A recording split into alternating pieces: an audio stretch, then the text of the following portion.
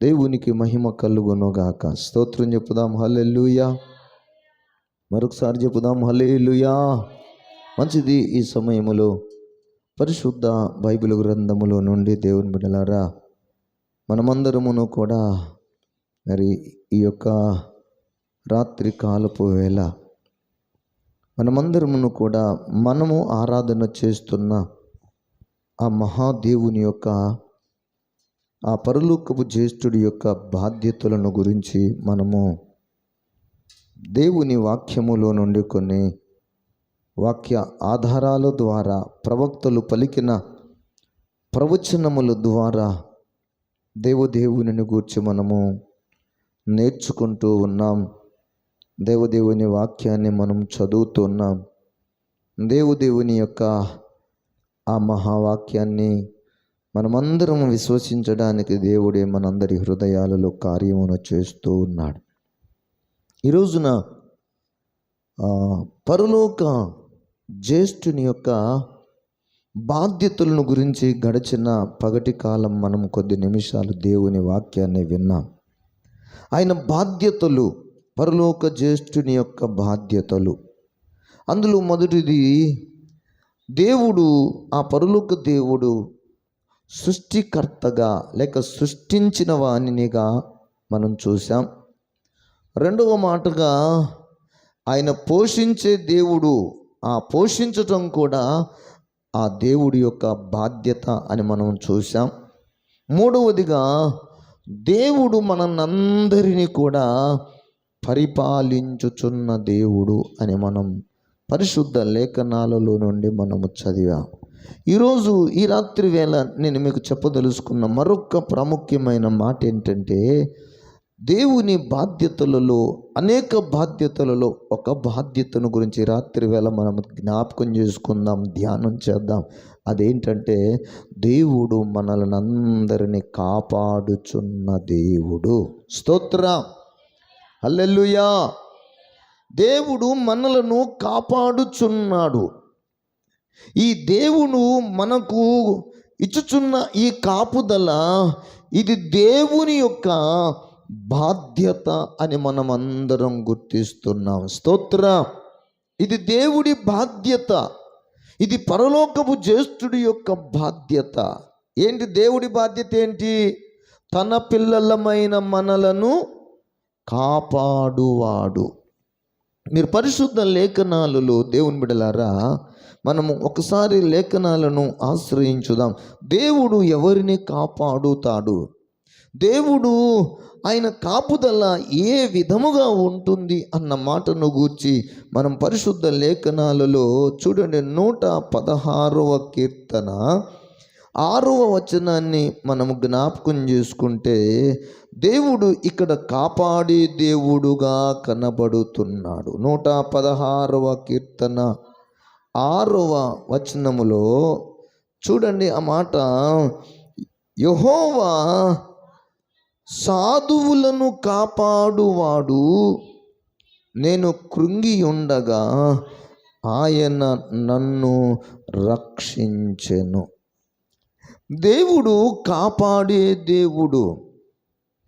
దేవుడు ఈ భూమి మీద ఉన్నటువంటి సకల జనులను అందరిని కాపాడేవాడు. సాధువులను కాపాడుతాడు, నిన్ను కాపాడుతాడు, మనల్ని అందరినీ కాపాడుతాడు, ఇశ్రాయేలీలను కాపాడుతాడు, పరదేశులైన వారిని కాపాడుతాడు, దిక్కులేని వారిని కాపాడుతాడు, దరిద్రులైన వారిని కాపాడుతాడు, విధవరాండ్రను కాపాడువాడునై ఉన్నాడు.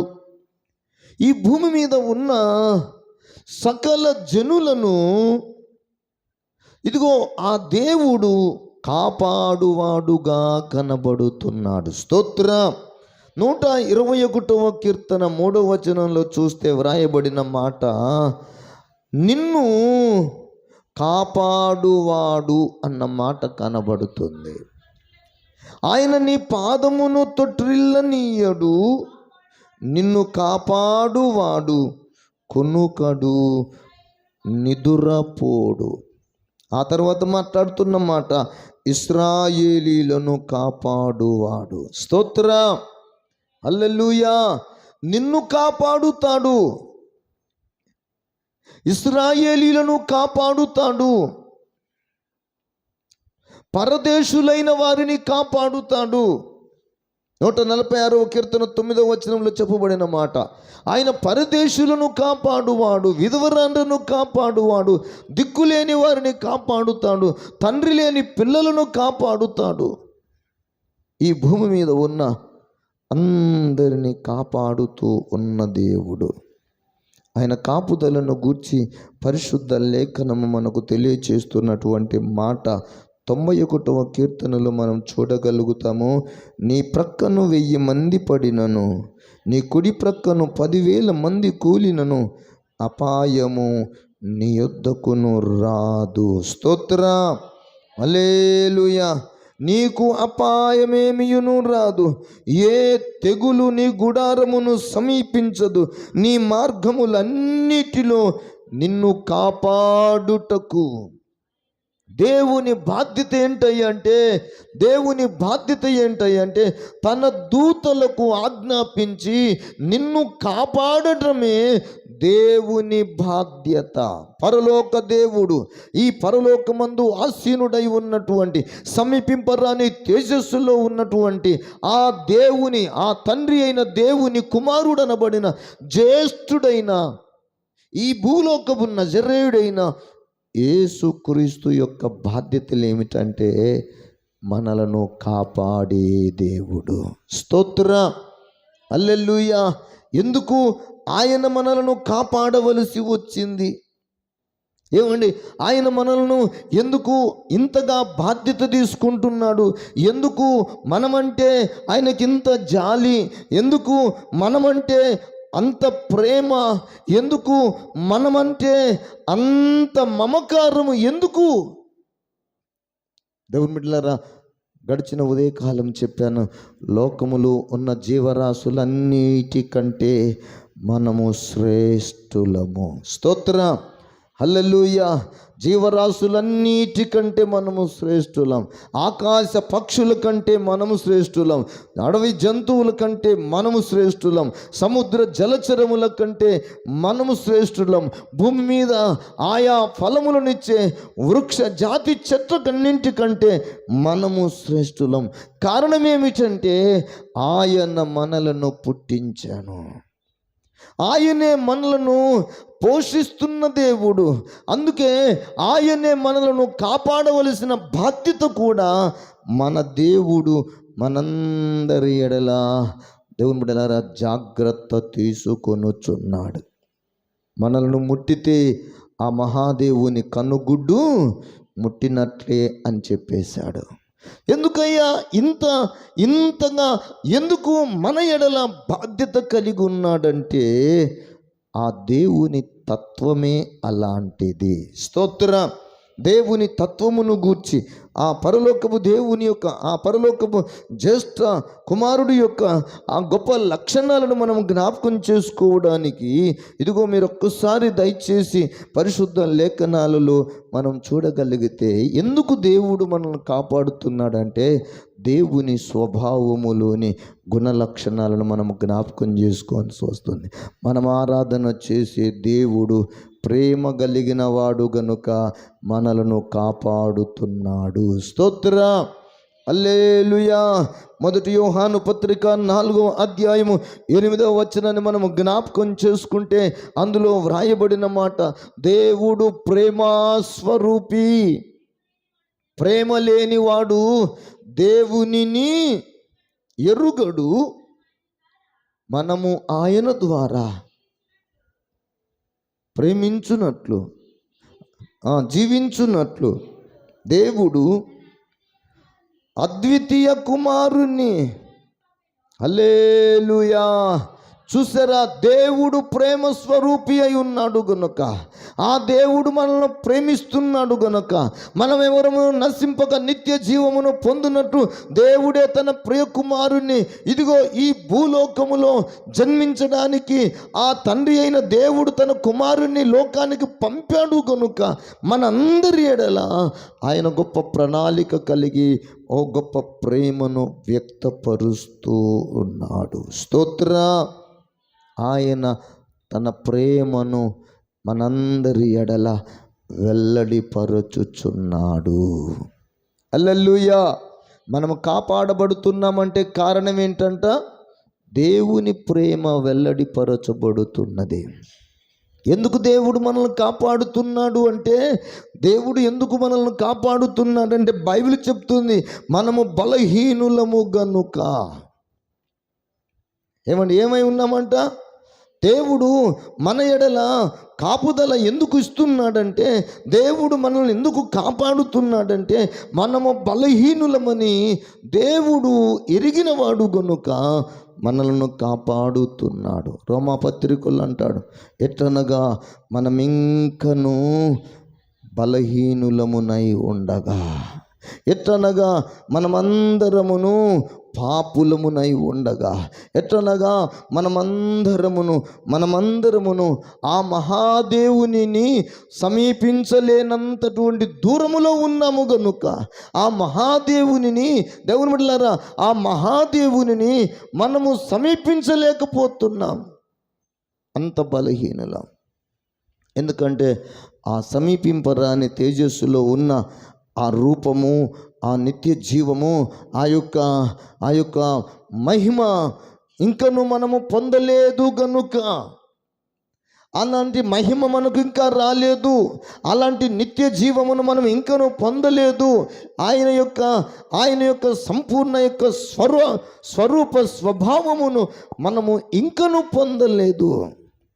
ఎందుకంటే మనం ఇంకను బలహీనమైన శరీరముతో ఉన్నాము. స్తోత్ర. ఈ శరీరం ఎలాంటి శరీరం అంట? బలహీనమైనది. ఈ శరీరము బలహీనమైనది. ఈ శరీరము మట్టి శరీరము, లేక ఈ శరీరము మాంసయుక్తమైన శరీరము. ఈ శరీరము రక్త మాంసములతో కలిగినది. ఈ రక్త మాంసములతో కలిగినటువంటి ఈ యొక్క శరీరము దేవుని రాజ్యమును స్వతంత్రించుకుననేరదు. దేవుని రాజ్యములోనికి, దేవుని సన్నిధికి వెళ్ళడానికి ఈ రక్త మాంసములు ఎంత మాత్రమును కూడా పనికి రావు. అందుకే మనం బలహీనులమని దేవుడు చూశాడు. మనము దూరస్థులంగా ఉండే స్థితిలో ఉన్నామని చూశాడు. మనం ఇంకనూ భక్తిహీనులమునై ఉన్నామని దేవుడు చూశాడు. మనం ఇంకనూ పాపులమునై ఉన్నామని దేవుడు చూశాడు. అన్నిటిని చూచి, దేవుని బిడ్డలారా, మనమెవరమును నశించుట దేవుడికి ఇష్టము లేక ఆయన మనల్ని అందరినీ కాపాడుచున్నాడు. స్తోత్ర. హల్లెలూయా. ఆయన మనల్ని కాపాడుటలోని ముఖ్య ఉద్దేశం ఏమిటంటే, మనం ఆరాధన చేస్తున్నటువంటి ఆ పరలోకపు జ్యేష్ఠుని యొక్క బాధ్యతలను మనము గుర్తు చేసుకోవడానికి దేవుడు ప్రేమ స్వరూపి అయి ఉన్నాడు. రెండవ మాటగా దేవుడు పరిశుద్ధుడై ఉన్నాడు. మూడవ మాటగా మనం జ్ఞాపకం చేసుకుంటాం, దేవుడు న్యాయవంతుడు. హల్లెలూయా, హల్లెలూయా. మనలను కాపాడడానికి దేవుడు ఎందుకు బాధ్యత తీసుకుంటున్నాడో చెప్తున్నాను. మొదటి మాటగా దేవుడు ప్రేమయ్య ఉన్నాడు గనుక, రెండవ మాటగా దేవుడు పరిశుద్ధుడు గనుక, మూడవ మాటగా దేవుడు న్యాయవంతుడు. హల్లెలూయా. పరిశుద్ధుడు అనడానికి లేఖనాధారం 1 పేతురు పత్రిక 1వ అధ్యాయము 14వ వచనాన్ని మనం చూడగలిగితే, దేవుని బిడ్డలారా, చాలా చక్కగా అక్కడ మనకు లేఖనం తెలుపబడుతుంది. దయచేసి చదవండి ఒకసారి. నేను పరిశుద్ధుడనై ఉన్నాను గనుక మీరును పరిశుద్ధులై ఉండుడని వ్రాయబడి ఉన్నది. స్తోత్ర. ఏమై ఉన్నాడంట దేవుడు? ఏమంటే దేవుడు ఏమై ఉన్నాడు? పరిశుద్ధుడై ఉన్నాడు. ఏమండి, దేవుడు మనల్ని కాపాడడానికి గల కారణం, దేవుడు కాపాడుటకు ఈ బాధ్యత తీసుకునవలసినటువంటి అత్యవసరమైన కారణం ఏమిటంటే ఆయన పరిశుద్ధుడు.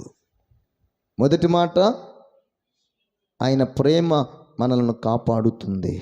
ఆయన పరిశుద్ధతను బట్టి మనలను కాపాడుతున్నాడు. మూడో మాటగా ఆయన న్యాయవంతుడు. హల్లెలూయా. ఆయన ఎలాంటి వాడంట? న్యాయవంతుడు. ఈ మాట మీరు యోబు గ్రంథములో దయచేసి 34వ అధ్యాయం యోబు గ్రంథం 34వ అధ్యాయం 10వ వచనాన్ని దయచేసి ఒక మారు మీరు చదవండి. విజ్ఞానము కలిగిన మనుష్యులారా మాట ఆలకించుడి. దేవుడు అన్యాయము చేయుట అసంభవము, సర్వశక్తుడు దుష్కార్యమును చేయడు. ఆయన నిన్ను పుట్టించాడు, నన్ను పుట్టించాడు, మనలను పుట్టించాడు. ఆయన సర్వ జీవులను పోషిస్తున్నాడు. ఇలా సృష్టించిన దేవుడు, అనగా పుట్టించిన దేవుడు, ఇలా పెంచుచున్న దేవుడు, పోషిస్తున్న దేవుడు, ఆయన తన స్వచేతులతో పోషిస్తున్న దేవుడు అన్యాయము చేస్తాడా? ఏమన్నా అన్యాయం చేస్తాడా? భక్తుడు అంటున్నాడు, ఆయన అన్యాయము చేయుట అసంభవము. దేవుడు అన్యాయం చెయ్యడు. దేవుడు ఎవనికి దూరముగా ఉండడు. దేవుడు ఎవనికిని కూడా దేవుని బిడ్డలారా దుష్కార్యమును చేయడు, అన్యాయం చేయడు. మరలా ఇంకొక మాట మీరు జ్ఞాపకం చేసుకోండి, 12వ వచనం కూడా చూడండి. దేవుడు ఏ మాత్రమును దుష్కార్యమును చేయడు, సర్వశక్తుడు న్యాయము తప్పడు. హల్లెలూయా, హల్లెలూయా. మనలను కాపాడుటకు ఎందుకు ఆయన బాధ్యత తీసుకుంటున్నాడంటే ఆయన తత్వము లేకపోతే ఆయన స్వభావం ఏమిటో మనం అందరం అర్థం చేసుకోవాలి. మొదటి మాటగా ఆయన ప్రేమ కలిగిన వాడు, రెండవ మాటగా ఆయన పరిశుద్ధుడు, మూడవ మాటగా ఆయన న్యాయవంతుడు, నాలుగవ మాటగా నేను మీకు జ్ఞాపకం చేస్తున్న మాట ఏంటంటే దేవుని బిడ్డలారా, 1 కొరింథీ పత్రిక 1వ అధ్యాయం 9వ వచనంలో దేవుడు మనల్నందరినీ తన రాజ్య నివాసులుగా చేయుటకు ఇష్టపడ్డాడు గనుక ఇదిగో మన ప్రభువైన యేసుక్రీస్తు అను తన కుమారుని సహవాసమునకు మిమ్మును పిలిచిన దేవుడు ఏమై ఉన్నాడంట? మిమ్మును పిలిచిన దేవుడు, మిమ్ములను పుట్టించిన దేవుడు, మిమ్ములను పోషించుచున్న దేవుడు. ఏమండి, ఆయన నమ్మదగిన దేవుడు. ఏ స్థితిలోనైనా ఏ సమయములోనైనా ఎవరినైనా రక్షించడానికి ఆయన మాత్రమే సమర్థుడు. హల్లెలూయా. ఆయన మాత్రమే నమ్మదగినవాడు. కీర్తనకారుడు అంటాడు, ఏ మనుష్యుడును నమ్మదగిన వాడు కాడు. ఏ మనుష్యుడును నమ్మదగిన వాడు కాడు. మరి నమ్మదగిన వాడు ఎవరు భూలోకంలో అంటే అదిగో మనలను ప్రేమించుచున్న సృష్టికర్త అనబడిన, పరలోకపు జ్యేష్ఠుడనబడిన, ఈ భూలోకపు నజరేయుడైన యేసు మాత్రమే నమ్మదగినవాడు. ఆ నమ్మదగిన దేవుడు, దేవుని బిడ్డలారా మీరు జ్ఞాపకం చేసుకున్నాను, ఆయన మనల్ని అందరినీ ఏం చేస్తున్నాడంట? కాపాడుతూ ఉన్నాడు. ఈ మనందరినీ కాపాడుతున్న దేవుడు, మన బలహీనతలను ఎరిగిన దేవుడు, మన పాపాలను ఎరిగిన దేవుడు, మన మీద ఉన్న శాపమును ఎరిగిన దేవుడు, ఇదిగో మనందరి మీద ఉన్నటువంటి దోషమును పాపమును ఎరిగిన దేవుడు, ఆయన మన కొరకు ఏం చేశాడో తెలుసా? పరిశుద్ధ లేఖనం సెలవిస్తుంది. కొలస్సీ పత్రిక 1వ అధ్యాయము, కొలస్సీ పత్రిక 1వ అధ్యాయము 20వ వచనాన్ని మనం గమనిస్తే దేవుని బిడ్డలారా, అమ్మా, సిలువ రక్తము చేత సంధి చేసి ఆయన ద్వారా సమస్తమును అగ్ని భూలోకమందున్నను అయినను పరలోకమందున్నవి అయినను వాటినన్నిటిని ఆయన ద్వారా తమతో సమాధానపరచుకొనవలెనని తండ్రి అభిష్టమాయను. చూసారా, ఇక్కడ 19వ వచనంలో చూడండి, ఆయన యందు సర్వ సంపూర్ణత నివసింపవలెననియు ఆయన శిలువ రక్తము చేత సంధి చేసి ఆయన ద్వారా సమస్తమును అది భూలోకమందున్నవి కానివ్వండి, పరలోకమందున్నవి కానివ్వండి, అన్నిటినీ తనతో సమాధానపరుచుకోవడం కొరకు తండ్రికి అభిష్టమైంది. ఆ తండ్రి కుమారుడనబడిన ఈ జ్యేష్ఠుడికి కూడా ఇష్టమైనది గనక ఆయన మనల్ని కాపాడుట కోసం దేనినైనా చెయ్యగలుగుతున్నాడు. స్తోత్ర, హల్లెలూయా. దేవుని బిడ్డలారా, మీరు జ్ఞాపకం చేసుకునండి, ఆయన ప్రేమ, ఆయన న్యాయము, ఆయన యొక్క పరిశుద్ధత, ఆయన యొక్క నమ్మదగిన తత్వము ఇదంతయు మనలను కాపాడుతున్నది. ఇందుకొరకే కదా ఆ ప్రభు అయిన యేసు భూలోకములో నజరేయుడిగా ఎంచబడినటువంటి ఆ మహాప్రభువు మనల్నందరినీ కాపాడుతూ ఉన్నాడు. స్తోత్ర, మనల్నందరినీ కాపాడుతూ ఉన్నాడు. ఇది పరలోకపు జ్యేష్ఠుడి యొక్క ముఖ్య లక్షణాలు. కాపాడుటకు ఆయన తీసుకొనుచున్న బాధ్యతలు. ఇప్పుడు మనమందరం కూడా ఎవరి యొక్క సహవాసములో పెంచబడాలి? పరలోక జ్యేష్ఠుడి యొక్క సహవాసం చేయాలి. పరలోక జ్యేష్ఠుడితో మనమందరమును సహవాసం చేయాలి. రెండవ మాటగా పరలోక జ్యేష్ఠుడి యొక్క స్వారూప్యములోనికి మనమందరం మార్చబడాలి. ఏ జ్యేష్ఠుడు? పరలోకపు జ్యేష్ఠుడు. ఈ పరలోకపు జ్యేష్ఠుడు అందరినీ కాపాడే దేవుడు. భూలోకంలో కూడా జ్యేష్ఠులు ఉన్నారు. పరిశుద్ధ బైబిల్ గ్రంథం మనకు చాలా తేటగా చెప్పుతుంది. ఈ పరలోకపు జ్యేష్ఠుడికి ఈ లక్షణాలు ఉంటే భూలోకపు జ్యేష్ఠులకు ఏముందో ఒక్కసారి మనం పరిశుద్ధ లేఖనాలను ధ్యానం చేసి మనమందరం కూడా ముందుకు సాగిపోదాం. మీరు పరిశుద్ధ బైబిల్ గ్రంథంలో ఈ భూమి మీద మొట్టమొదటగా ఏమండి, ఈ భూమి మీద జ్యేష్ఠుడు అని పిలువబడదగిన వ్యక్తి ఎవరు? ఒకసారి చెప్పండి. మీరు ఎవరంట? కొంచెం ఆలోచించండి. ఎవరు? ఈ భూమి మీద మొట్టమొదటి జ్యేష్ఠుడు ఎవరు అంటే మీరందరూ ఆదాము అన్నారు. కొంచెం జాగ్రత్తగా ఆలోచన చేస్తే మొట్టమొదటగా పుట్టినవాడు కయ్యూను జ్యేష్ఠుడంట.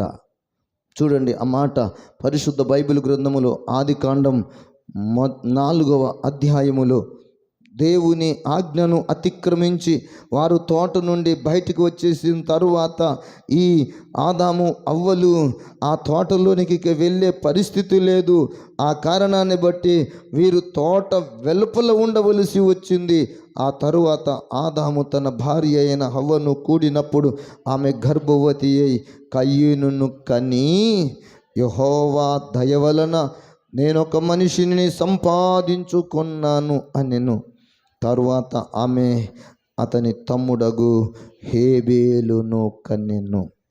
కయ్యూను ముందు పుట్టాడు, తరువాత హేబేలు పుట్టాడు. అంటే భూమి మీద పుట్టిన వారిలో జ్యేష్ఠుడెవరు?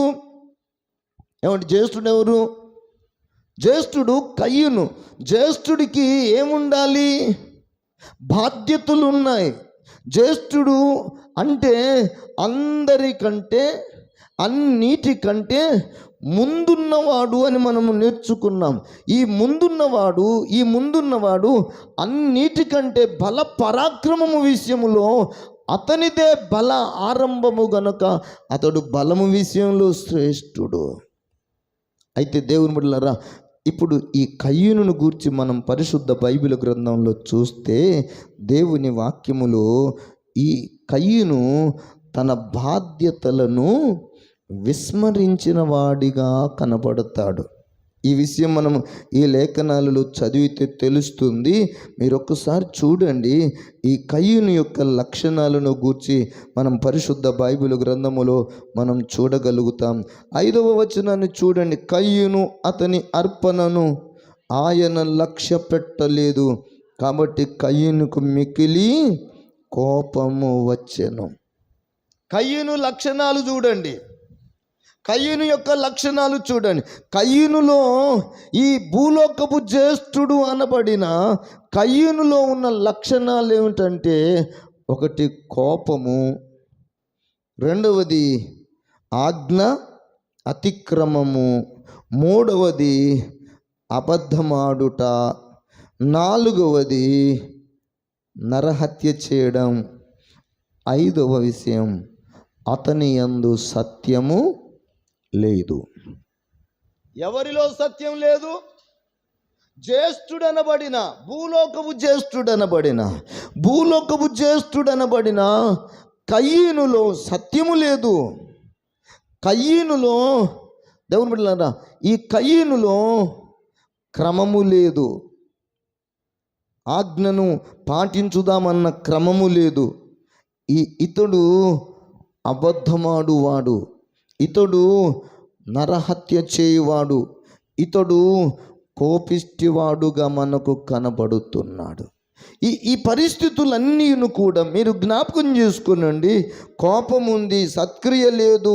ఆ తరువాత మీరు జ్ఞాపకం చేసుకునవలసిన మాట 8వ వచనములో సృష్టికర్త అయిన దేవుడు కయ్యూనును అడిగాడు. కయ్యూను తన తమ్ముడైన హేబేలుతో మాటలాడెను. వారు పొలములో ఉన్నప్పుడు కయ్యూను తన తమ్ముడైన హేబేలు మీద పడి అతనిని చంపెను. ఎవరిని చంపాడంట? ఎవరిని కాపాడవలసిన జ్యేష్ఠుడనబడిన అన్నయ్య, కాపాడవలసినటువంటి అన్నయ్య తన తమ్ముని మీద పడి చంపెను. ఎందుకు? ఈ చంపేటటువంటి లక్షణాలు ఏమేమై ఉన్నవి?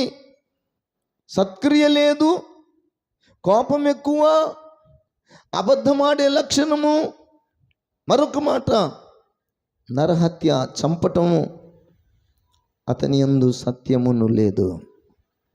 ఈ జ్యేష్ఠుడైన ఈ కయ్యూనును గూర్చి పరిశుద్ధ బైబిల్ గ్రంథం మనకు నేర్పుతున్న సందేశం ఏంటంటే, దేవుని బిడ్డలారా, 1 యోహాను పత్రిక 3వ అధ్యాయం 12వ వచనాన్ని చూస్తే, మనము కయ్యూను వంటి వారమై ఉండరాదు, వాడు దుష్టుని సంబంధి. భూలోకంలో పేరుకు మాత్రం పెద్దన్న, భూలోకంలో కయ్యూను పేరుకు మాత్రము జ్యేష్ఠుడు. జ్యేష్ఠుడికి ఏముండాలని మనం నేర్చుకున్నాం? బాధ్యతలు ఉండాలి. ఈ జ్యేష్ఠుడికి ప్రేమ ఉండాలి, జ్యేష్ఠుడికి పరిశుద్ధత ఉండాలి, జ్యేష్ఠుడికి న్యాయం ఉండాలి, జ్యేష్ఠుడికి నమ్మతగిన తత్వం ఉండాలి, జ్యేష్ఠుడు కాపాడువాడుగా కనబడాలి. కానీ ఇక్కడ జ్యేష్ఠుడు అనబడిన కయ్యూనును మనం చూస్తే న్యాయానికి బదులు అన్యాయం ఉంది, ప్రేమకు బదులు కోపం ఉంది, సత్యమునకు బదులు అబద్ధం ఉంది, సత్క్రియకు బదులు దుష్టబుద్ధి ఉంది, చంపే మనసు ఉంది. కారణం ఏమిటి అంటే, దేవుని వాక్యము సెలవిస్తుంది, వాడు ఎవరి సంబంధంట? వాడు దుష్టుని సంబంధి. పేరుకు మాత్రం జ్యేష్ఠుడు, పేరుకు మాత్రం అన్నయ్య, కానీ వాని దగ్గర మంచితనం అనేది లేదు. ఎందుకయ్యా అంటే, వాడు ఎవరి సంబంధి అంట? దుష్టుని సంబంధి, దేవుని సంబంధి కాదు. పరలోక జ్యేష్ఠుడైన నజరేయుడైన భూలోకపు నజరేయుడైన యేసుక్రీస్తు సంబంధి కాడు. యేసుక్రీస్తు సంబంధి అయితే ఏం కలిగి ఉండాలంటే ప్రేమ కలిగి ఉండాలి, న్యాయం కలిగి ఉండాలి, క్రమమును ఆజ్ఞను అనుసరించి నడిచే తత్వం ఉండాలి. కానీ వీనిలో ఆ తత్వము లేదు. ఎందుకంటే మీరు యోహాను సువార్త పరిశుద్ధ బైబిల్ గ్రంథములో నుండి మీరు చూడండి, 8వ అధ్యాయములో 44వ వచనం నుండి మనం చదవగలిగితే, దేవుని బిడ్డలారా, దేవుని వాక్యము ఇలాగు సెలవిస్తుంది, మీరు మీ తండ్రి యగు అపవాది సంబంధులు. అంటే మీరు దుష్టుని సంబంధులు. దుష్టుడంటే అపవాది, అపవాది అంటే సాతాను అని బైబిల్ చెప్తుంది. దుష్టుడంటే ఎవరంట? అపవాది. అపవాది అంటే ఎవరంట? సాతాను సంబంధి. ఇప్పుడు సాతాను అనే బైబిల్ గ్రంథంలో కింద ఫుట్ నోట్స్లో చూస్తే అపవాది అన్న కాడ ఒకటి ఉంది, కింద ఫుట్ నోట్స్లో చూస్తే ఏమని చెప్పబడిందంటే సాతాను. ఈ సాతాను యొక్క సంబంధి అయిన కయ్యూను ఏం చేశాడంటే, ఇప్పుడు సాతాను ఏం చేస్తాడో చూడండి. ఈ సాతాను ఆది నుండి వాడు నరహంతకుడు. రెండవ మాట, వాని యందు సత్యమును లేదు. మూడవ మాట, వాడు అబద్ధమాడువాడు. నాలుగవ మాట, వాడు అబద్ధమునకు జనకుడునై ఉన్నాడు. అబద్ధమునకు జనకుడు, వాడు అబద్ధికుడు, వాని యందు సత్యమును లేదు, వాడు దురాశలు కలిగిన వాడు, వాడు దేవుని బిడ్డలారా స్వభావమును బట్టి వాడు నరహంతకుడు. కానీ పరలోకపు జ్యేష్ఠుడైతే దేవుని వాక్యమును గురించి చెప్పబడుతున్న మాట, ఆయన పరిశుద్ధుడు. హల్లెలూయా. బైబిల్ చెప్తుంది, ఆయన తన స్వభావమునకు విరోధముగా ఏదియును చేయడంట. 2వ తిమోతి పత్రిక 2వ అధ్యాయం 13వ వచనాన్ని మనం చూడగలిగితే దేవుని వాక్యం మనకు చాలా తేటగా చెప్పబడుతుంది. ఆయన నమ్మదగిన దేవుడు. ఆయన మనందరి జీవితాలలో ప్రేమను చూపిస్తున్న, కృపను చూపిస్తున్న ఆ మంచి దేవునిని గూర్చి ఆయన తన స్వభావమునకు విరోధముగా ఏదియును చెయ్యడు. ఏమంటే తన స్వభావమునకు విరోధంగా ఏది చెయ్యడు. అంటే ఆయన అన్యాయము చెయ్యడు, ఆయన ఎంత మాత్రమును నశింప చెయ్యడు, ఆయన ఎంత మాత్రమును కూడా తన స్వభావమునకు విరోధముగా అబద్ధమాడడు. కయీనును దేవుడు ప్రశ్నించాడు, కయీను నీ తమ్ముడు ఎక్కడా? ఏమండి, దేవుడు ప్రశ్నించాడు కదా. వాళ్ళిద్దరు ఎక్కడున్నారు? పొలములో ఉన్నారు. ఆ పొలములో ఉన్న తన తమ్ముని చూశాడు కయీను. వారిద్దరు మాట్లాడుకున్నారంట. ఏం మాట్లాడుకున్నారు మనకు ఇంకా ప్రత్యక్షపరచబడలేదు. వారు ఏం మాట్లాడుకున్నారో ప్రత్యక్షపరచబడలేదు. కానీ ఒకటి మాత్రం మనకు అర్థమైంది, వారు మాట్లాడుకున్న మాటల సారం ఏమిటో ఖచ్చితంగానైతే చెప్పలేము. కానీ ఈ లేఖనాలను బట్టి కొంచెం మనం ఆలోచిస్తే అర్థమవుతున్న విషయం ఏమిటంటే, నా అర్పణను దేవుడు అంగీకరించలేదు, నీ అర్పణను మాత్రం దేవుడు అంగీకరించాడు. గనుక నీ మీద నాకు కోపం వచ్చింది, నీ మీద నాకు అసూయ పెరిగింది. నువ్వు లేకపోతే ఈ భూమి మీద నువ్వు పుట్టకపోతే, నువ్వు లేకపోతే ఏదో ఆ పేరేదో, ఆ మంచి పేరేదో నాకు వచ్చేది కదా, ఆ అర్పణం ఏదో నా అర్పణమునే అంగీకరించేవాడు కదా అన్నట్లుగా కయీను ఏబేలుతో మాటలాడవై ఉండవచ్చునేమో. దేవుని బిడ్డలారా జ్ఞాపకం చేసుకునండి, వారిద్దరు మాట్లాడుకున్నారంట. కయీను హేబేలు ఇద్దరు మాట్లాడుకున్నారు. ఆ మాటల్లో ఏం జరిగిందో తెలియదు. ఆ మాటలలో ఏం జరిగిందో మనకు తెలియదు.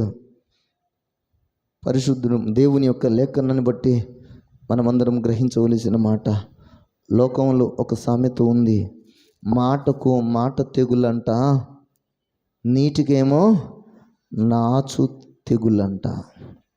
మాటకు మాట పెరిగితే తేడా వచ్చేస్తుంది.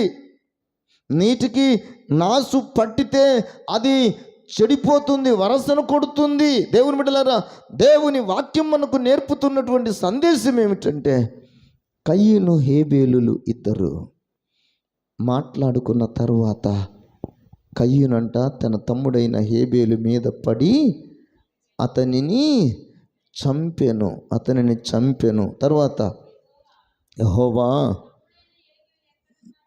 నీ తమ్ముడైన హేబేలు ఎక్కడ ఉన్నాడని కయీనును అడుగగా అతడు నేనెరుగను. ఏమండి, పొలములో ఇద్దరు కలిసి మాట్లాడుకున్నారా లేదా? ఇద్దరు కలిసి ఉన్నారా లేదా? మాట్లాడుకున్నారా లేదా? మరి కలిసి ఉన్న తరువాత, మాట్లాడుకున్న తరువాత, తాను మాట్లాడుతూనే తమ్ముని మీద పడి చంపిన తరువాత, ఈ చంపిన సంగతి తెలుసు కదా కయ్యనుకు. దేవుడు అడుగుతున్నాడు కదా, నీ తమ్ముడైనా హేబేలు ఎక్కడ అని అడుగుతున్నాడు కదా. అప్పుడు యథార్థత ఉంటే చెప్పాలి కదా, పరిశుద్ధత ఉంటే చెప్పాలి కదా, నీతి ఉంటే చెప్పాలి కదా, సత్క్రియ చేద్దామనే మంచి మనసు ఉంటే చెప్పాలి కదా. ఏమని చెప్పాలి? ప్రభువా, నాకు కోపం వచ్చింది, ప్రభువా నా కోపాన్ని నేను అణుచుకోలేకపోయాను, నా తమ్ముడి మీద నేను అన్యాయంగా పడి చంపేశాను, నా తప్పు క్షమించు ప్రభు అని ఒప్పుకుంటే ఎలా ఉండేది? ఒప్పుకుంటే ఎలా ఉండేది? దేవుడు ఒప్పుకున్న వారికి క్షమాపణనిచ్చే దేవుడు.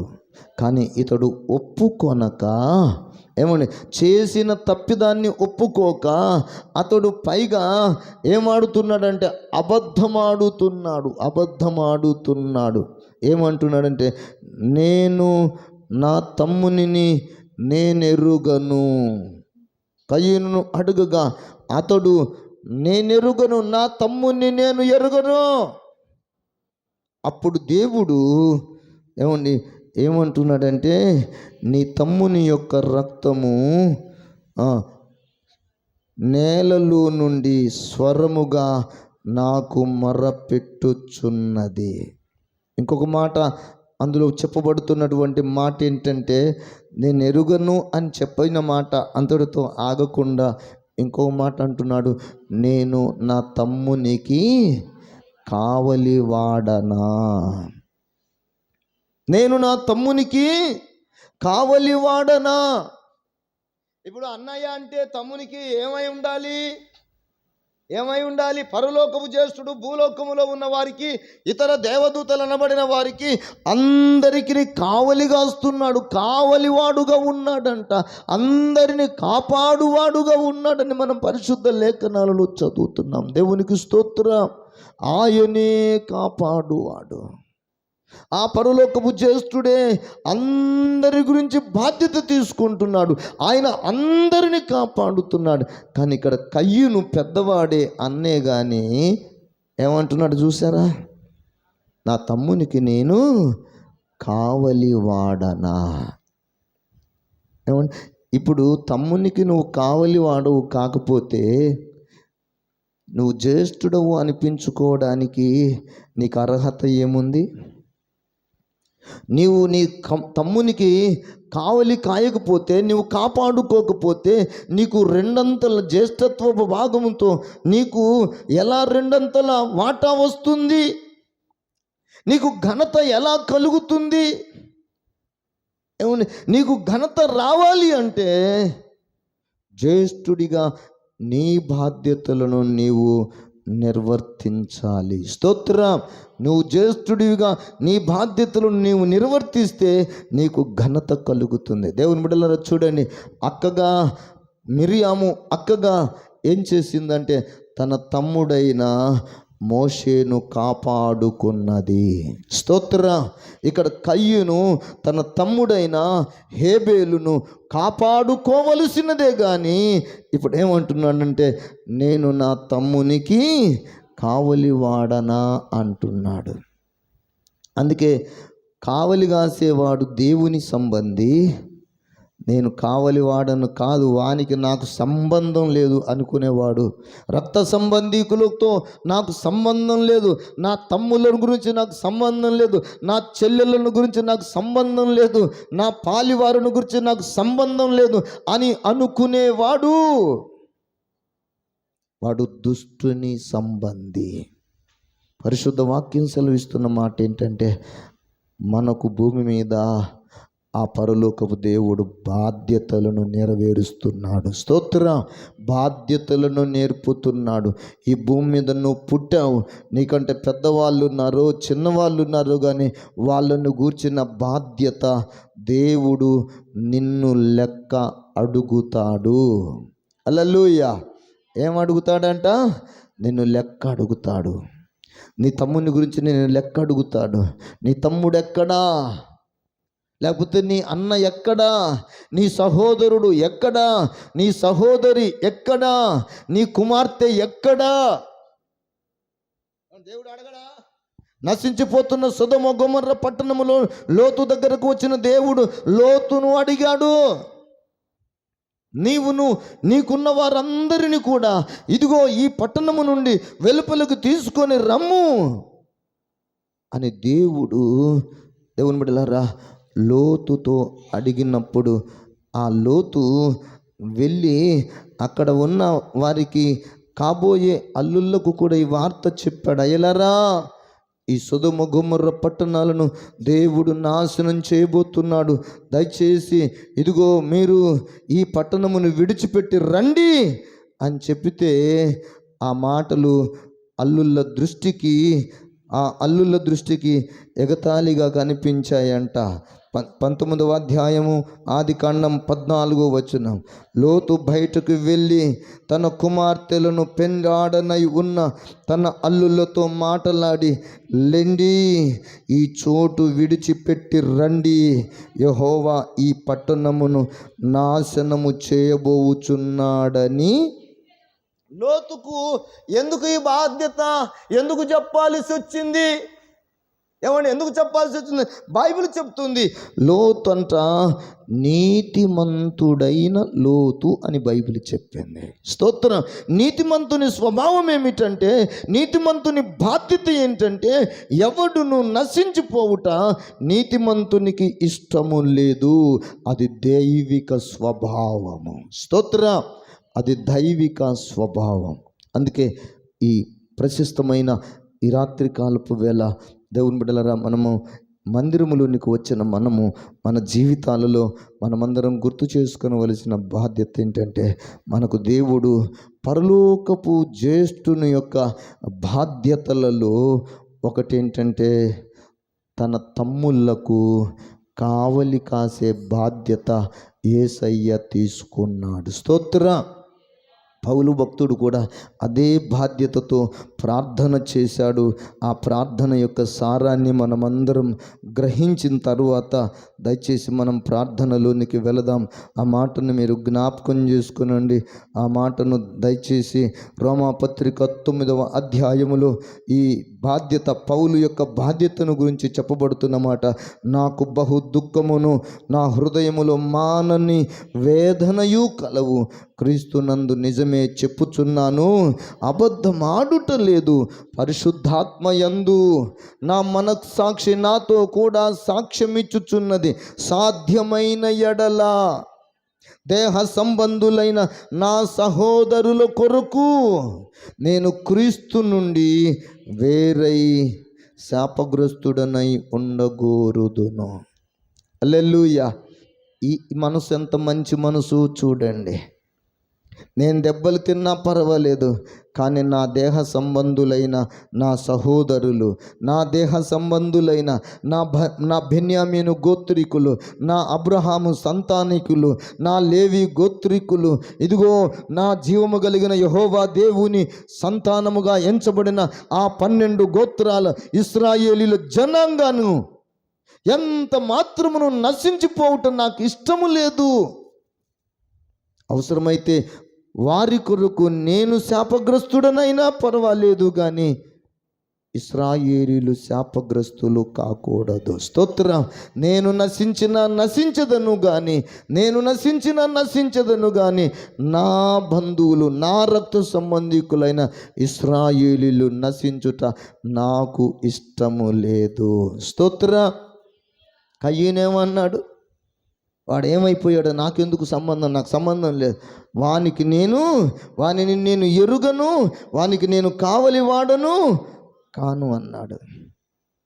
కానీ పౌలు భక్తుడు చూడండి, లోతు భక్తుడు చూడండి, దేవుని బిడ్డలారా, వారిని గూర్చిన బాధ్యత నా మీద ఉంది, వారిని నేను కాపాడుకోవాలి. స్తోత్రం. నా కుమార్తెలను నేను కాపాడుకోవాలి, నా అల్లుండ్రను నేను కాపాడుకోవాలి, నా రక్త సంబంధికులను నేను కాపాడుకోవాలి. ఇది దేవుని సంబంధమైనటువంటి పరలోకపు జ్యేష్ఠుడు యొక్క బాధ్యత. ఆయన మనలను కాపాడుకోవటం కోసం, ఆయన గాయపరచబడ్డాడు. మనలను కాపాడుకొనుట కోసమై ఆయన శ్రమపరచబడ్డాడు, ఆయన అవమానపరచబడ్డాడు, ఆయన ముఖము మీద ఉమ్ము వేయించుకున్నాడు, ఆయన పిడిగుద్దులు గుద్దించుకున్నాడు, ఆయన మన నిమిత్తమై దేవుని బిడ్డలారా ఆ కలువరి శిలువలో గాయాలు పొంది మన నిమిత్తం ప్రాణం పెట్టాడు. స్తోత్రం. అంతకంటే మంచి అన్న ఇంకెక్కడన్నా దొరుకుతాడా? ఏమండి, నీ కొరకు తమ్ముడు, నీ కొరకు నేను ప్రాణం పెడుతున్నాను అని చెప్పగలిగిన అన్న, ఏమండి, అలాంటి పెద్దన్న ఈ భూమి మీద ఎవరైనా ఉన్నారా? ఒకవేళ ఉంటే బ్రతుకు కాలమంతా నువ్వేం చేస్తావు? ఆయన పాదాలు పట్టుకొని నమస్కారం చేస్తావు. ఉదయకాలం మనం ఒక మాట చదువుకున్నాం, 95వ కీర్తన 7వ వచనములోని మాట అంటాడు, రండి నమస్కారమును చేసి ఆయన ఎదుట మనము సాగిలపడుదము. చదవండి అన్నమాట. రండి